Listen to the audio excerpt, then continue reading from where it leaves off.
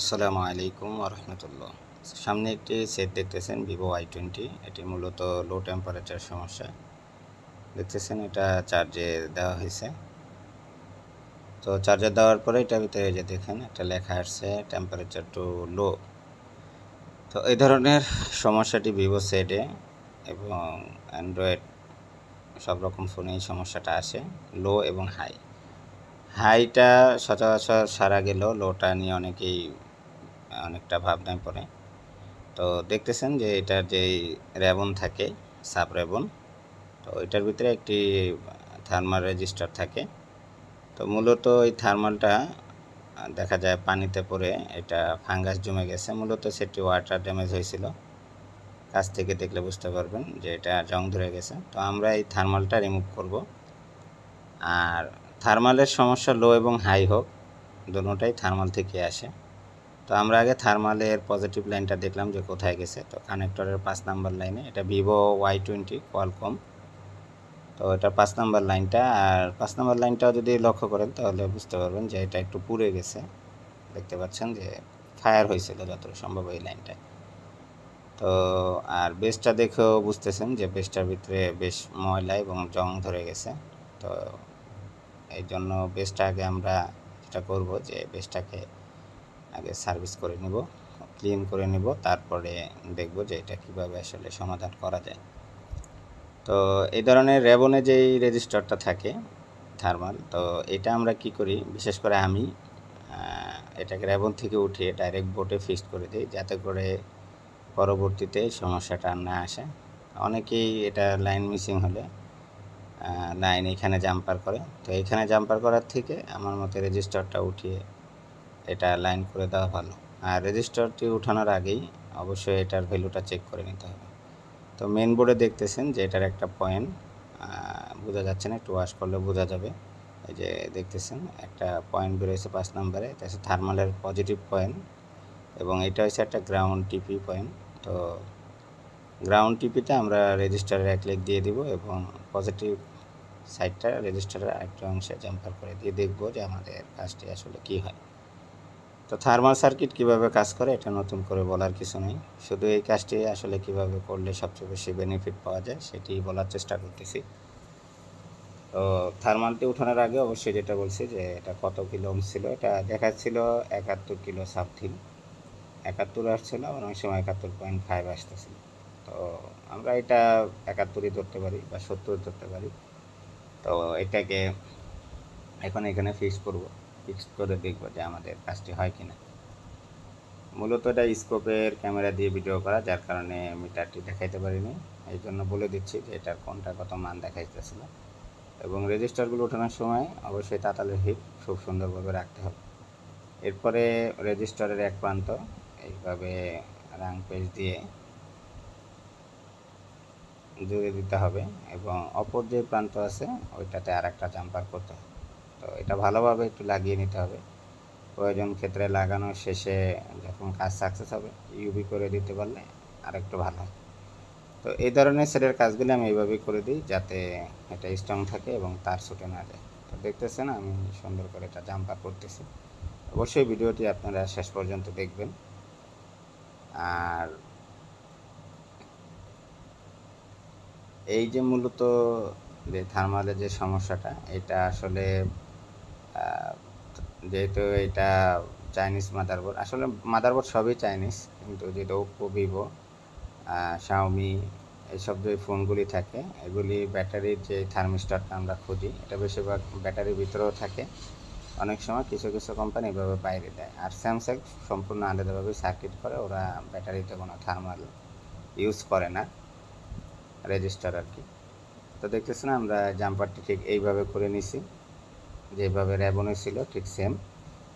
তো এখন মূলত দেখব যে আমাদের কাজটি আসলে হয় কি না।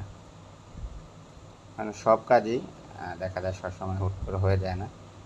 তো দেখতেছেন যে চার্জারটা লাগানোর চেষ্টা করতেছি, এবং এরপরে দেখব যে আমাদের আসলে কাজটি হয় কি না। দেখতেছেন চার্জিং শো করছে।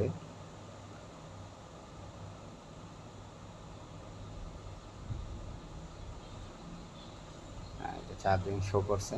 তো আমাদের কাজটি হয়নি, তো দেখব এবারে প্রসেস যে কেন হলো না, আসলে আর কি সমস্যা থাকতে পারে।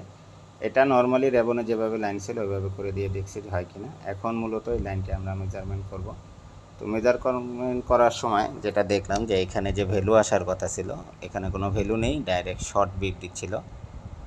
এটা ডাইরেক্ট গ্রাউন্ডের সাথে শর্টিং হয়ে আছে। যেহেতু সেটি ওয়াটার ড্যামেজ, হয়তো বা আইসি পর্যন্ত কাজ করতে হবে বা আইসি চেঞ্জও করা লাগে অনেক সময়। তো এটা দেখতেছেন চার্জিং আইসি PMI 632। মূলত এটার যে থার্মালের যে লাইনটা এটা মূলত এই আইসিতেই করে দিছে। আবার অনেক ফোনে দেখা যায় পাওয়ার আইসিতে করা থাকে। এটা চিপসেট বেটে এক এক রকম, চিপসেটে এক এক রকমভাবে কোম্পানি করে থাকে। তো যেহেতু আজকে থার্মাল সার্কিট কিভাবে কাজ করে এটা নিয়ে কথা বলবো না, শুধু এই কাজটি কিভাবে হয় দেখলেই বুঝতে পারবেন। তো আইসিটা আমরা উঠানোর চেষ্টা করতেছি, আর এটা 330 হিট দিয়ে উঠাচ্ছি 861 DW দিয়ে,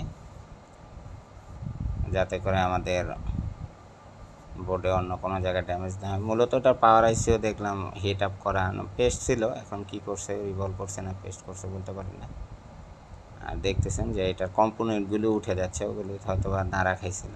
যে আমি আইসিটা উঠিয়ে নিলাম, উঠানোর পরে দেখা যায় যে আইসির ভিতরে তেমন ওয়াটার ড্যামেজ না, কিছু কালো ময়লা আছে। এটি অনেক সময় ওয়াশ করার সময় অনেক ময়লা আইসির ভিতরে ঢুকে, যেহেতু আইসিগুলি বোর্ড থেকে একটু উঁচু হয়ে যায়, বল করে লাগানোর পরে ফাঁকা জায়গা দিয়ে ময়লাগুলি ঢুকতে পারে, বা ওয়াটার ড্যামেজও কারণ অনেক সময় ময়লা ঢুকে। প্রথমত কাজ হলো যে আমরা এটাকে ওয়াশ করে নিচ্ছি, তারপরে দেখতেছি যে আসলে আইসি উঠানোর পরে যদি শর্ট ছেড়ে দেয় তাহলে অবশ্যই এটা আইসি ফল্ট, আইসি চেঞ্জ করতে হবে।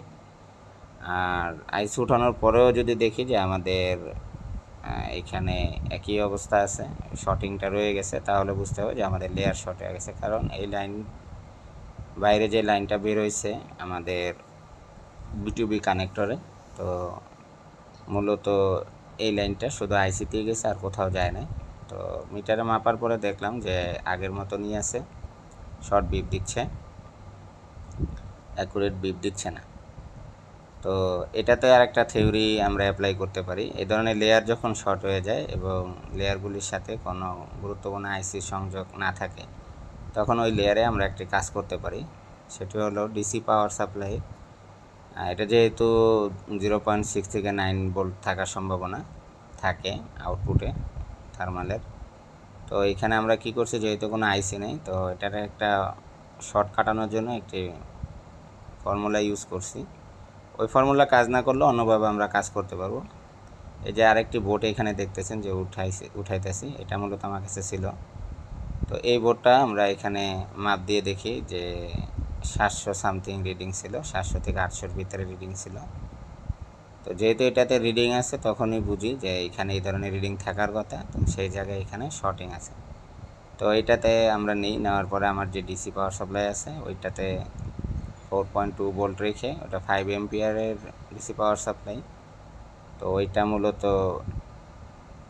পাওয়ার সাপ্লাই নেগেটিভটা বোর্ডে লাগিয়ে দিয়ে পজিটিভটা দিয়ে এই লাইনের ভিতরে কয়েকবার টাচ আপ করছি। আপনারা বুঝতে পারবেন যে এই যে টুইজারের মাথা দিয়ে যে কয়েকবার টাচ আপ করতেছি। টাচ আপ করার এক সময় দেখলাম যে শর্টটা চলে গেছে। তো শর্ট চলে যাওয়ার পরে এখানে কোনো মান থাকবে না, যেহেতু আমাদের আইসি নেই। তো মানটা চেক করার জন্য আমাদের আইসিটা লাগিয়ে দেখতে হবে যে আমাদের মান আসে কিনা। আর এটা যদি এইভাবে শর্ট না কাটতে চান তাহলে যেটা করতে হবে, আইসির ভিতরে যে বল আছে এই বলটাকে আপনাদের রিমুভ করে ওইখান থেকে আলাদা প্যাড তৈরি করে কাজ করতে হবে, তাহলেও হয়ে যাবে। আলাদা জাম্পার করেও কাজ করা যায়, কিন্তু এইভাবে হয়ে গেলে আসলে একটা প্যাড তৈরি করতে গেলে একটা সময়ের ব্যাপার লাগে। তো এটাতে শর্টকাটে যেভাবে সুন্দরভাবে কাজ করা যায়। তো বলটি যখন আমি উঠাইছি কোনো রকম বলটিরে নষ্ট করি নাই, দেখতেছেন যে বলগুলো অক্ষত আছে, এটা রিভলভ করার প্রয়োজন হবে না। তো আমরা আবার সেম টু সেম এটা লাগিয়ে দিব, লাগিয়ে দিয়ে দেখব যে আমাদের এখানে রিডিং আসে কিনা।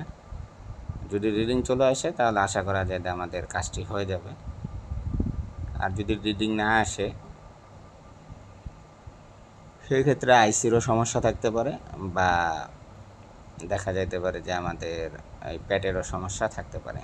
তো দেখি আইসিটা আমরা এখন বসিয়ে নিচ্ছি। এই ভিডিওটি কাটসিট করা হয়নি, জাস্ট একটু স্পিড বাড়িয়ে দেওয়া হয়েছে, কারণ ভিডিওটি প্রায় 45 মিনিটের ছিল, ওটাকে শর্ট করে 20 মিনিট করে দিছি। এর চেয়ে বেশি শর্ট করলে অনেকটাই ভয়েস মিলানোটা কষ্ট হয়ে যায়, যেহেতু শপে বসে অনেক সময় ভয়েস দেওয়া হয় না, সবসময় কাস্টমার থাকে, এই কারণে এটা আলাদা ভয়েস দিয়ে দিছি। যারা সবসময় কাজ করেন তারা ভয়েস শুনলে আশা করি এটার সমাধানটা আপনারা বুঝতে পারবেন। তো দেখতেছেন যে এটা লাগিয়ে দিচ্ছি সুন্দর করে। লাগানোর শেষে আমরা বোর্ডটি অবশ্যই ঠান্ডা করে নিব, কারণ আমি যেটা করি যে বোর্ডে বিন্দু পরিমাণও যদি হিটের কাজ করা হয় তাহলে অবশ্যই বোর্ডটাকে ঠান্ডা করি এবং তারপরে যে নেক্সট স্টেপ অ্যাপ্লাই করার চেষ্টা করি। বোর্ড না ঠান্ডা করলে অনেক সময় মেজারমেন্ট করলেও মেজারমেন্ট অনেক সময় ভুল আসে, তো এটার দিকে কেয়ারফুল থাকা উচিত যাতে করে আমাদের। তো দেখতেছেন মিটারে যখন আমি মাপতেছিলাম কোনো প্রকার রিডিং নাই।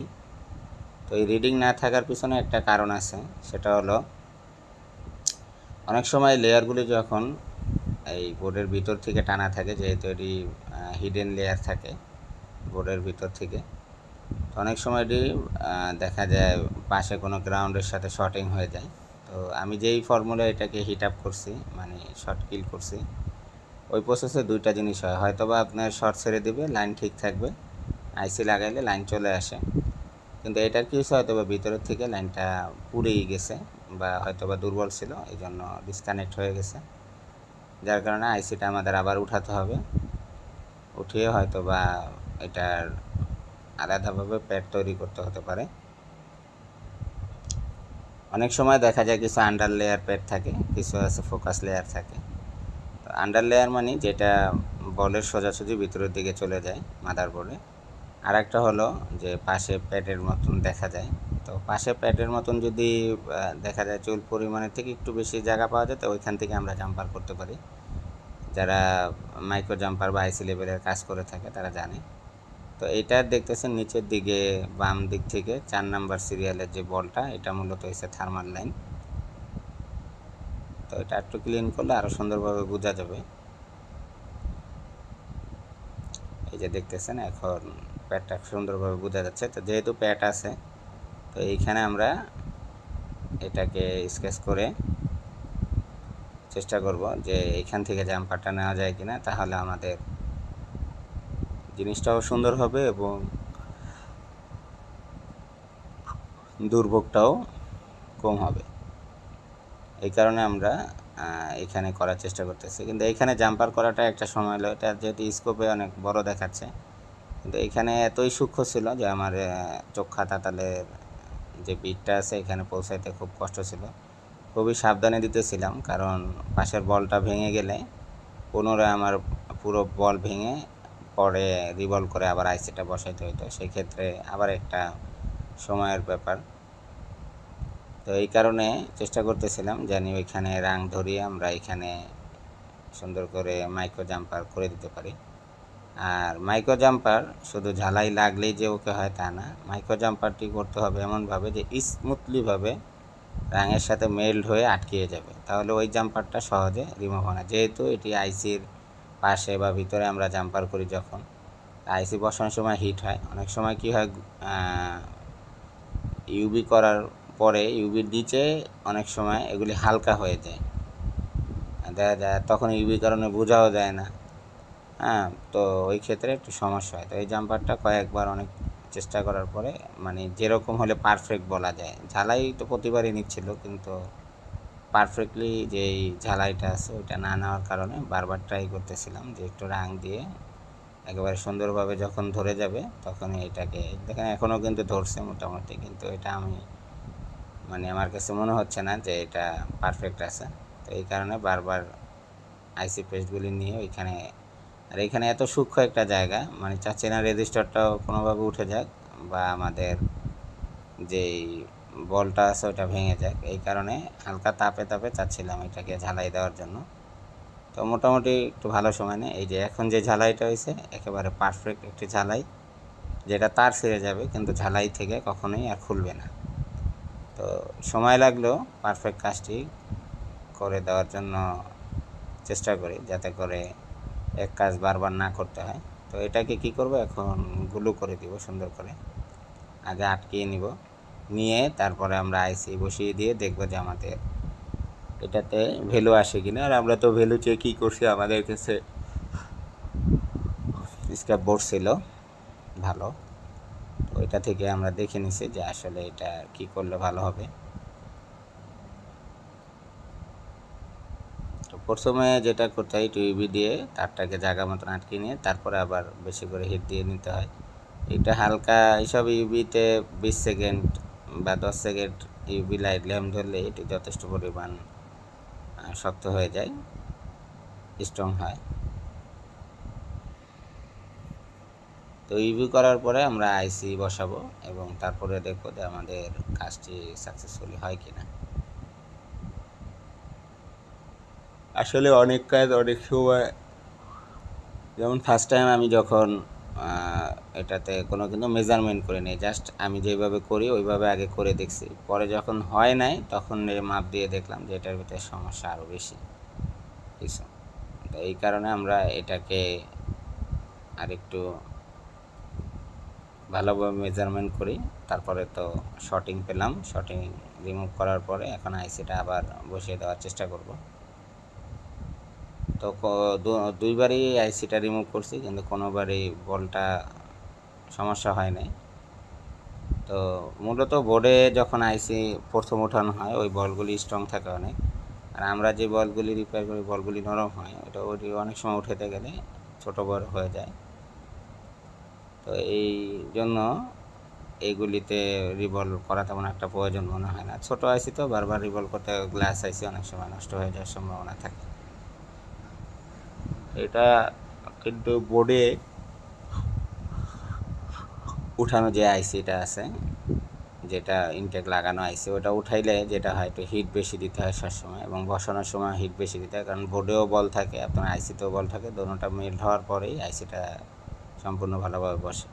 তো এবারও একটু ঠান্ডা করে দিতেছি যাতে করে আমাদের মেজারমেন্টটা পাওয়া যায়। এমনি এটা হচ্ছে থার্মাল লাইন সেন্সিটিভ।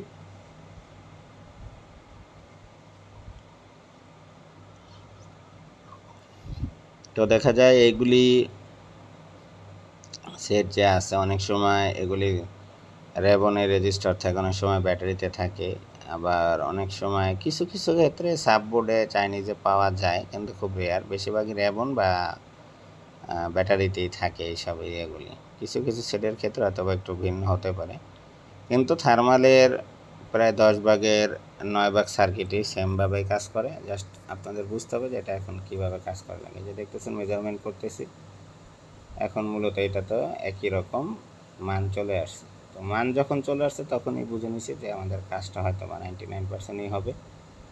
আর থার্মালটা আগেরবার যেহেতু কানেক্টরের এখানে লাগাইছি, আর যেহেতু এটা মাইক্রো জাম্পার, এটা আমাদের রেগুলারই যে জাম্পারগুলি করি মোটা ওই ওয়্যার না, এই কারণে মাইক্রো জাম্পারের ওয়্যার বেশি বড় করা যাবে না, এটাতে যত ছোট করে করা যায়। এই কারণে আশপাশে গ্রাউন্ড দেখলাম যে আমাদের সিল্ড উঠানোর পরে যে রাঙের জায়গাটা থাকে ওইখানে ভালো স্পেস আছে, তো আর আইসির পাশাপাশি, যার কারণে দুদিক থেকেই আমাদের সুবিধা হবে।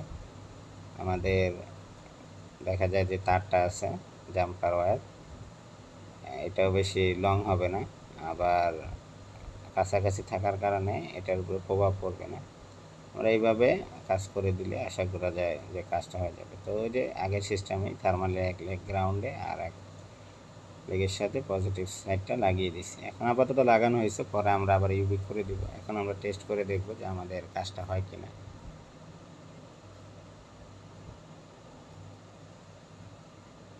অনেক সময় বর্ণীয়তে ভুলভাল তথ্য দেওয়া থাকে, যেটা